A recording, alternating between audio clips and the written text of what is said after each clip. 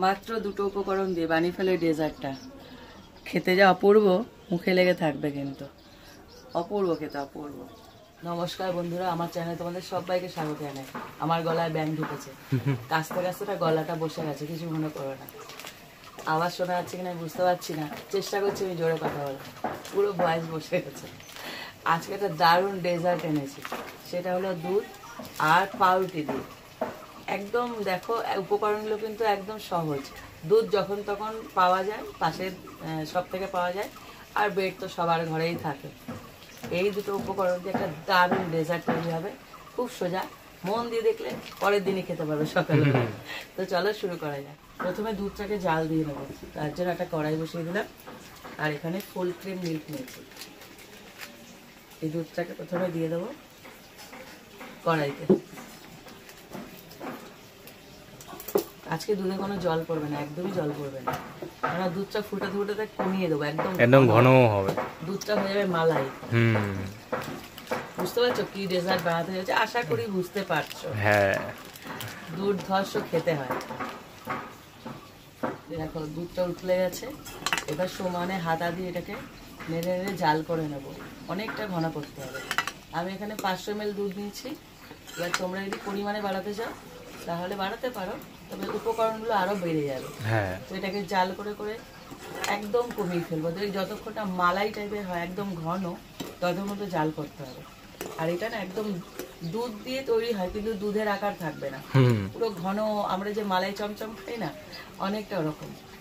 পুরো যখন সাজাবো না, তখন মনে হবে এটা দুধ না, অন্য কিছু ক্ষীর হয়ে যাবে। তো এটাকে সমানে জাল করে নেব। দুধটা এদিকে জাল হতে হতে দেখো অনেকটা কমে এসছে। লেয়ারটা দেখে বুঝতে পারছি সর পড়ে যাচ্ছে। যত ঘন হবে তত সর পড়ে যাবে। এখানে আমি একটু কাস্টার্ড পাউডার গুলে নেবো, দিয়ে দিচ্ছি। বেশি না, অল্প, জাস্ট কি বলতো কালার আর একটা ভালো স্মেল বেরোবে, খুব সুন্দর গন্ধ বেরোবে। একদম অল্প, হালকা করে এভাবে গুলে নেব। দুধটা দেখো ফুটে ফুটে কোথায় চলে গেছে।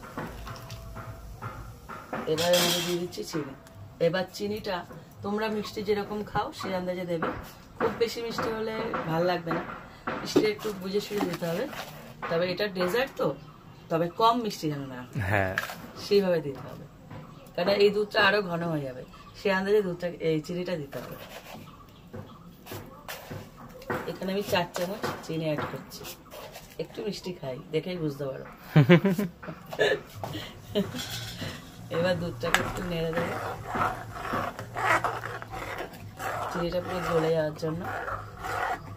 আর এই সময় এখানে কয়েকটা এলাচের দানা নিচ্ছি, এটা জাস্ট ফ্লেভারের জন্য, দিলে ভাল লাগবে। এলাচে যা সুন্দর গন্ধ আছে না, ওই গন্ধটা পাওয়া যাবে। এবার একটু জাল করে নেবো। আর চিনি দেওয়ার সাথে না দেখবে খেয়াল করে, যখন পায়েস বানাই তখনও তোমাদের সঙ্গে আমি বলেছিলাম যে চিনি দেওয়ার সাথে সাথে একটা দুধটা যে গাঢ় ভাবটা, ওটার সাথে সাথে একটা লিকুইড ভাবে হয়ে যায়, মানে পাতলা হয়ে যায়। যখন গলে যাবে একটু পাতলা করে দেয়, তখন আবার জাল করতে হয়। তার জন্য আর একটু জাল দেবো। দুধটা দেখো আর একটু ঘন করে নিয়েছি, ফুটিয়ে ফুটিয়ে। এবার যে কাস্টার্ডটা গুলে রেখেছিলাম, সেই কাস্টার্ডটা দিয়ে দেবো। তোমরা যখন দুধটা জাল দেবে তার আগে ওই ঠান্ডা দুধে কাস্টার্ডটা গুলে নিতে পারো। তো আমি একটু অল্প জল দিয়ে গুলে নিয়েছি, আমি ভুলে গেছিলাম, তার জন্য এই মিস্টেকটা হয়েছে। তোমরা কিন্তু করো না, তোমরা মানে দুধ বসানোর আগে সাথে সাথে আগে ওটা সরিয়ে রাখবে, তারপরে করবে, কারণ এটা গরম জলে বা গরম দুধে দিলে এটা দলা হয়ে যাবে, তার জন্য। এবার এটাকে সমানে দেবো আর নাড়তে থাকবো। সাথে সাথে কালারটা চেঞ্জ হয়ে যাবে, খুব ভালো লাগে দেখতে। আর একটা হালকা থিকনেস আনবে, শুধু কালার পাল্টাবে না, এই যে ঘন একটা ব্যাপার চলে আসে, ঠিক কর্নফ্লাওয়ার দিলে যেটা হয় সেম। এবার এটাকে আস্তে করে নামিয়ে রাখবো। এবার পরবর্তী কাজে চলে যাবে। এখানে দুধটাকে আমি ঠান্ডায় দিয়েছি, দেখো আস্তে আস্তে, যেহেতু কাস্টার্ড মেশানো হয়েছে, আস্তে আস্তে ঘন হয়ে যাচ্ছে। দুধের আকৃতি আছে নেই কিন্তু, দেখো পুরো মালাইয়ের মতো আছে। আর এদিকে একটা ব্রেড নিয়ে নিয়েছি আমি, এটা আমি সাদা নিয়েছি, যে কোনো ব্রেডেই করা যায়, তবে এরকম স্লাইস নেবে। প্রথমে 4-5টা কেটে নেব। বন পাউডারে হবে না? না, বন পাউডার দিয়ে কে করে? এই যে কানাগুলো আছে, কানাগুলো দরকার নেই, ওগুলোকে কেটে নেব।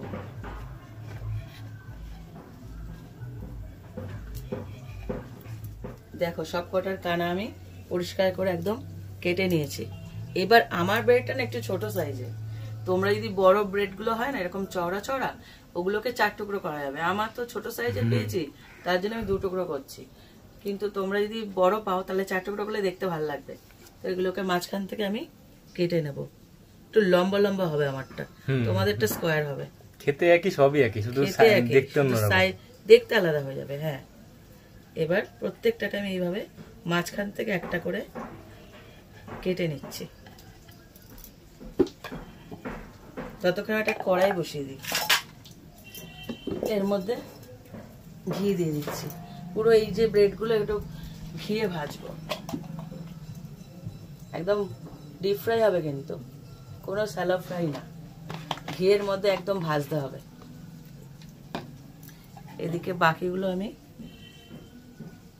কেটে নিই। সব কটা আমার কাটা হয়ে গেছে, এবার শুধু ঘিটা গরম হওয়ার অপেক্ষা। ঘিটা দেখো গরম হয়ে গেছে, এবার একটা একটা করে ভেজে নেব। ভাজছে, সাঁতার কাটে। এক পিঠ লাল হলে সাথে সাথে উল্টে দেবো। পুরো একদম মনে হচ্ছে না বিস্কুট তৈরি হচ্ছে। এটা ভেজে নিলে পুরো ব্রাউন কালার হয়ে যাবে, সেভাবে করে নিতে হবে। দেখো এগুলোকে উল্টে পাল্টে এরকম করে ব্রাউন করে ভেজে নিতে হবে। হাতটা একটু সমানে নাড়াতে হবে, বেশি কালচে হলে অসুবিধা, আবার লালচে না হলেও অসুবিধা, দুদিকে খেয়াল রাখতে হবে। উল্টে পাল্টে একদম করে নিতে হবে। ঘি তো ভালো গরম হয় বেশ। হ্যাঁ, দেখে মনে হচ্ছে না টোস্ট বিস্কুটের। হ্যাঁ, কি সুন্দর গন্ধ হয়েছে ঘিয়ের। রেসিপিটার মধ্যে কি বলতো, খরচা বলতে ওই একটুখানি ঘি আর দুধ, এটাকে খরচা বলে না, কিন্তু খেতে কি সুন্দর। যখন তখন কেউ ধরো বাড়িতে এসছে, ইনস্ট্যান্ট বানানো যায় কিন্তু। আর অনেকের ফ্রিজে কিন্তু এই ব্রেডটা থাকে, সব সময় দেখবে থাকে, এমন না যে থাকে না। আর যদি নাও থাকে, পাশের স্টোর থেকেও আনা যায়। দেখো প্রত্যেকটা হয়ে গেছে, এবার এগুলোকে আমি তুলে নেব। পুরো এরকম ভালো ক্রিস্পি হয়ে গেছে। হ্যাঁ, এরকম করে তুলতে হবে।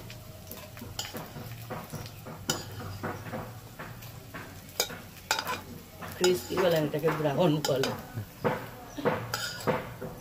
এবার এক এক করে আমি সব কটা ভেজে নিই। আর একটু ঘি দিতে হবে। কোথায় উড়ে গেল ঘিটা, দেখেছো কতটা টেনে নিয়েছে।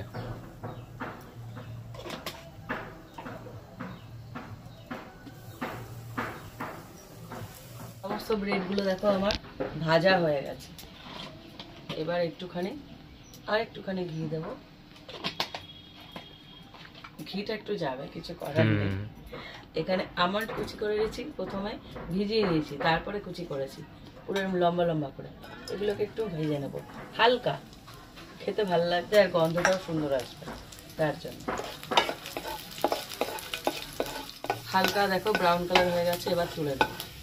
এখানে ভাজাভুজির পর্ব আপাতত শেষ।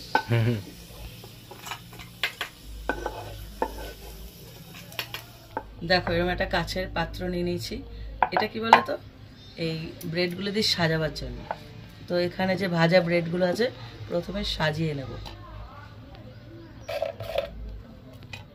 চৌকো চৌকো শেপে হওয়াতে না এটা বসাতে সুবিধা হচ্ছে, খাপে খাপে বসে যাচ্ছে। হ্যাঁ, আর আমার দেখো এই পাত্রটাও স্কোয়ার, এটা দেখতে ভালো লাগছে আর কি, আর কিছু না। তোমরাও চেষ্টা করবে এরকম একটা পাত্র নিতে, দেখতে ভালো লাগে। এবার একটা লেয়ার দিলাম। এবার ওপর থেকে এই যে দুধটা বসিয়ে রেখেছি ঠান্ডা করে, দেখো পুরো মালাই হয়ে গেছে না? বলেছিলাম না এটা শুকিয়ে পুরো মালাই হয়ে যাবে। এর ওপর থেকে দিয়ে দেবো, যেন পুরো এটাকে ভিজে যায়, মানে ব্রেডগুলো প্রত্যেকটা কভার করে, একটু যেন ফাঁকা না থাকে।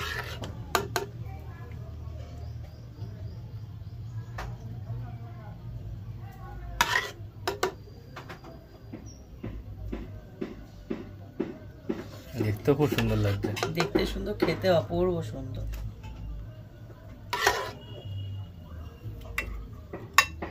এবার উপর থেকে আর একটা লেয়ার দেব।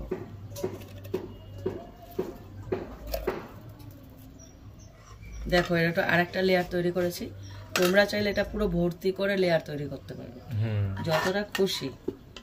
এবার উপর থেকে আবার যাবে এই মালাইটা। দেখেই বুঝতে পারছো কি সুন্দর খেতে হবে। হ্যাঁ, গন্ধে বসা যাচ্ছে না, এত ভালো লাগছে।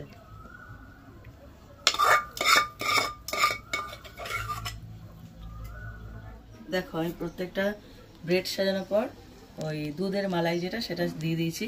ওপর থেকে একটু কেশর দেবো, এটা জাস্ট কালার আর গন্ধের জন্য দেবো। দেখতে খুব সুন্দর লাগে। দেখো সাথে সাথে দেখবে কালার ছাড়ছে। এটা তোমরা কিন্তু দিও, খুব সুন্দর একটা গন্ধ দেবে। আর সাথে দেবে কেশরের আশপাশটা একটা কালার ছেড়েছে, দেখতে খুব সুন্দর লাগে। এবার যে আমন্ডটা ভেজেছিলাম সেটা দিয়ে দেবো। ড্রাই ফ্রুটস যত পাওয়ার দাও খুব ভাল লাগে দেখতে, যেরকম খুশি দেওয়াই যায়। এখানে কাজুও দেওয়া যায়। আমি এবারে উপর থেকে পেস্তা কুচি দিচ্ছি। দেখো খেতে যা হবে না। এই ড্রাই ফ্রুটস গুলো দিলে তবেই ভাল লাগে খেতে। এবার এটাকে ফ্রিজে ঢোকানোর পালা। তৈরি হয়ে গেল আমার এই যে ডেজার্টটা, সেটা হলো শাহী টুকরা। দেখো ওপর থেকে গোলাপের পাপড়ি দিলে আরো ভালো হয়। খেতে তফাৎ হবে না, কিন্তু ডেকোরেশনটাই মেন। দেখে যদি ভালো লাগে খেতে তো আরো ভালো লাগবে। এবার কি বলতো, এটা এরকম ভাবে ফ্রিজে ঢুকিয়ে দেবে। এখন আমি দেখাচ্ছি না, এরকম চামচ করে কেটে কেটে খেয়ে নেবে। আর এখন তো সবে সবে করেছি, তার জন্য দেখাচ্ছি না। তোমরা ফ্রিজে ঢোকানোর পরে বের করে বিকালে বসে করতে করতে খাবে। তো তৈরি হয়ে গেল ডেজার্টটা। তোমরা একবার হলো ট্রাই করো। দেখলে তো কি কি দিয়ে বানালাম, একদম কম খরচা, একদম খরচা নেই বললেই চলে, কিন্তু খেতে অপূর্ব। এই ডেজার্টটা তোমরা বাড়িতে ট্রাই করো, কমেন্ট করো কেমন লাগলো। আশা করি ভালো লাগবে, আর এটা শেয়ার করো। সবাই যাতে এই ডেজার্টটা পায়। এই তো গরমের দিন তো, এটা কিন্তু খুব সুন্দর একটা ডেজার্ট। দেখবে খাওয়ার শেষে না বিকালবেলা হলে তখন মনে হয় কি কিছু একটু মিষ্টি মিষ্টি খাই, আর কম এদের লাইট মিষ্টি দিয়েছি একদম। ভালো লাগলে লাইক দিও। এরকম আরো রেসিপি পেতে আমার চ্যানেলটা সাবস্ক্রাইব করে দিও। তো আজকের মতন টাটা।